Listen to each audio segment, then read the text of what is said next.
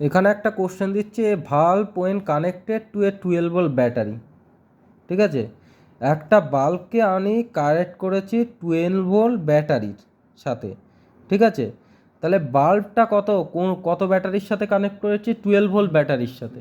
হ্যাঁ, তাহলে ওটা ভোল্টেজটা কত হচ্ছে? ভি ইজ ইকাল টু কত হচ্ছে? 12 ভোল্ট। ঠিক আছে, battery draws a current 1.5 ampere. তাহলে কতটা কারেন্ট যাবে? 1.5 অ্যাম্পিয়ার।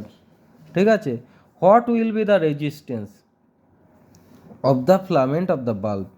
বাল্বের ফিলামেন্টের রেজিস্ট্যান্স কত? তা আমরা জানি V is equal to I R. তাহলে এখান থেকে কি লিখতে পারি? R is equal to V by I. V মানে কত? 12 বাই আই মানে 1.5। তো পয়েন্ট তুলে দিয়ে এখানে 0 হলো। 15 দিয়ে করলে দেখো 8 ইন্টু 15 করলে 120 হলো। আর ইজ ইকাল টু 8 ওহম। ঠিক আছে, বুঝতে পেরেছ? তাহলে রেজিস্ট্যান্সটা 8 ওহম বললো। এবার পরের কোশ্চেন দিয়েছে will the resistance be more or same or less when the bulb is not glowing? Bulb যখন গ্লো করবে না, ভালো করে বোঝো, বাল্ব যখন গ্লো করবে না তখন রেজিস্ট্যান্সটা কত হবে?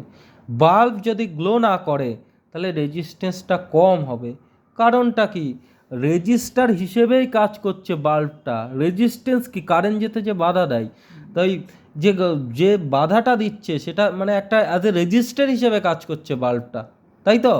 তাহলে যদি তুমি বলছে এখানে কি বলছে, what is the resistance of the filament of the bulb? Will the resistance be more or be less or same when the bulb is not glowing? যখন বাল্ব গ্লো করছে না তখন কি রেজিস্ট্যান্সটা কম হবে, লেস হবে?